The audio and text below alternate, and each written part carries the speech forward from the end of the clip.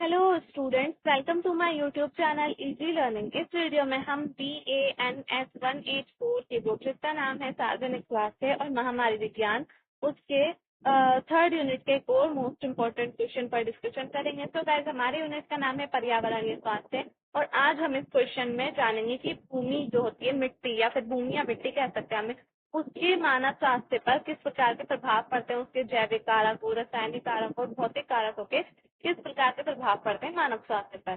तो video start करने से पहले मैं आपसे कहना चाहती हूँ, अगर आपने मेरे चैनल को सब्सक्राइब नहीं किया तो प्लीज मेरे चैनल को सब्सक्राइब करें, वीडियो को लाइक करें, शेयर करें एंड कमेंट करके जरूर बताएं आपको वीडियो कैसी लगी। एंड अगर आपने इस यूनिट की और वीडियोस नहीं देखी तो प्लीज वो भी देखिए, उनका लिंक मैं डिस्क्रिप्शन में डाल दूंगी। तो चलिए वीडियो स्टार्ट करते हैं। भूमि की स्थिर प्रकृति के कारण भूमि पर होने वाले प्रदूषण बहुत अधिक हानिकारक होते हैं। यानी कि अगर मिट्टी में कोई प्रदूषण हो जाता है तो वो काफी ज्यादा खतरनाक हो जाता है, बहुत ज्यादा डेंजरस हो जाता है हमारे लिए। शहरी क्षेत्रों में ठोस कचरा एक बड़ी समस्या है क्योंकि जनसंख्या लगातार बढ़ रही है। ई कचरे, अस्पताल के कचरे, रेडियोधर्मी कचरे के साथ घरेलू, कृषि और औद्योगिक स्रोत भूमि प्रदूषण के संकट को बढ़ाते हैं।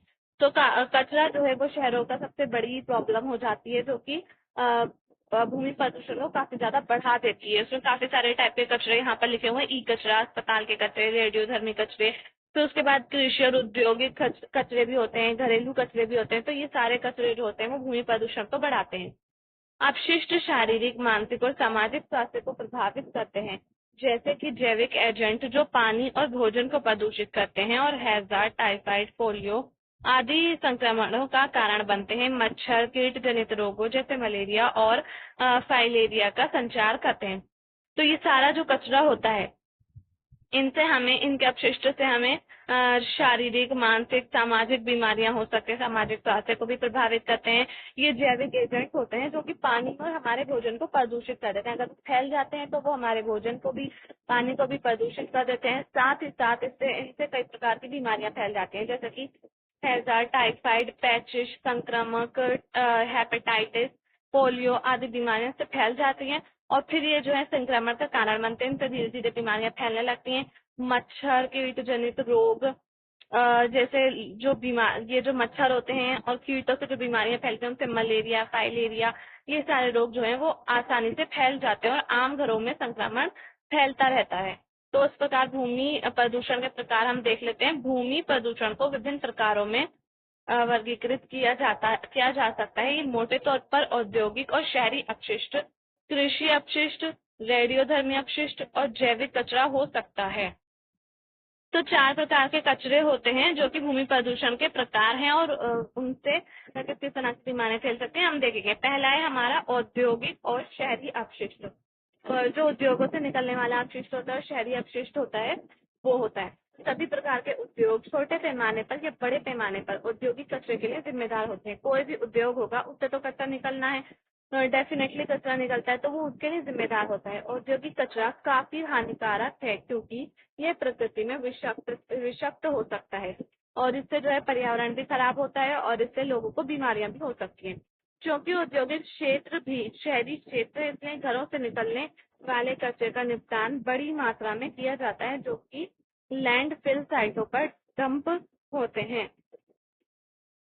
तो डंप जो होते हैं, लैंडफिल साइट जो होती है, उन पर डंप बनाए जाते हैं जिनके अंदर शहरों से निकलने वाला कचरा और औद्योगिक कचरा जो होता है उसको उसके अंदर डाला जाता है। ये सब विभिन्न वेक्टर जनित और संक्रामक रोगों को के आधार बनते हैं। तो ये सारा कचरा जो होता है ये जमीनों में दबाया जाता है, भूमि में दबाया जाता है, जिसकी वजह से भूमि प्रदूषण होता है।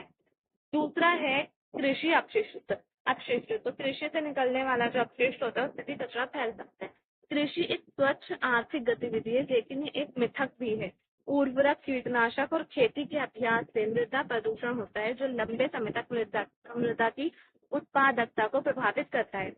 तो जब कृषि की जाती है उसके लिए काफी सारे केमिकल्स का यूज किया जाता है ताकि जो है फसल जो है वो अच्छी तरह से उग सके। तो उर्वरक, कीटनाशकों के लिए, खेती के लिए जो है इन सब चीजों का प्रयोग किया जाता है ताकि जो है, और इससे क्या होता है, मृदा प्रदूषण फैलता है और मृदा प्रदूषण की मृदा जो होती है उसकी उत्पादकता को भी काफी ज्यादा खतरा हो सकता है। उर्वरकों, विशेष रूप से नाइट्रेट्स, जब बार बार उपयोग किया जाता है तो भूजल को दूषित जल प्रणाली के साथ धोया जाता है। तो इस तरह जो है भूजल होता है उसमें उसको भी वो भी प्रदूषित हो जाता है और मृदा भी प्रदूषित हो जाती है। कीटनाशकों के निशान का फसलों में भी पता लगाया जाता है। उदाहरण के लिए गाजर में लिंडेन का पता लगाया गया है। मृदा कंडीशनर और फ्यूंगेंट्स जैसे पारा, आर्सेनिक और सीसा यौगिक मिट्टी में स्थायी रूप से रहते हैं और फसलों में प्रवेश करते हैं, जिससे बड़े स्वास्थ्य खतरे पैदा हो सकते हैं। तो इस तरह से सारी चीजें जो मिट्टी में होती हैं उनसे भी स्वास्थ्य को खतरा हो सकता है। तीसरा है रेडियोधर्मी अपशिष्ट। तो रेडियोधर्मी अपशिष्ट किस तरह से प्रभाव डालते हैं मानव स्वास्थ्य पर? रेडियोधर्मी कचरे के स्रोत प्रयोगशाला, उद्योग या परमाणु विस्फोट हैं। बढ़ती बिजली मांगों के साथ परमाणु ऊर्जा उत्पादन लगातार बढ़ रहा है, जो पर्यावरणीय स्वास्थ्य को प्रभावित करता है। तो जब उत्पादन बढ़ रहा है, ऊर्जा उत्पादन बढ़ा है, परमाणु ऊर्जा उत्पादन, जिसकी वजह से पर्यावरणीय स्वास्थ्य जो है वो भी प्रभावित हो रहा है। परमाणु विस्फोट हो रहे हैं, उद्योग, प्रयोगशालाएं, इन सब में परमाणु विस्फोट किए जा रहे हैं और इन सब से जो कचरा निकलता है वो रेडियोधर्मी कचरा होता है, जैसे कि प्रयोगशालाएं हो गई या फिर परमाणु विस्फोट किए जाते हैं एक रिसर्च के तौर पर, तो वो भी रेडियोधर्मी वो अपशिष्ट हो जाता है। उद्योगों से निकलने वाला जो अपशिष्ट होता है वो सब। तो इससे जो है मानव स्वास्थ्य पर बुरा प्रभाव पड़ रहा है और पर्यावरणीय स्वास्थ्य को ये सब प्रभावित कर रहे हैं। रेडियोधर्मी पदार्थ का प्रभाव लंबे समय तक रहता है, इसलिए वे संभावित स्वास्थ्य खतरे हैं, विशेष रूप से वैज्ञानिकों के लिए रेडियोधर्मी अपशिष्ट जो होता है काफी ज्यादा हानिकारक हो जाता है और हमारे लिए भी होता है, आम जनता के लिए भी होता है। चौथा है हमारा अपशिष्ट के स्रोत के रूप में जैविक कारक।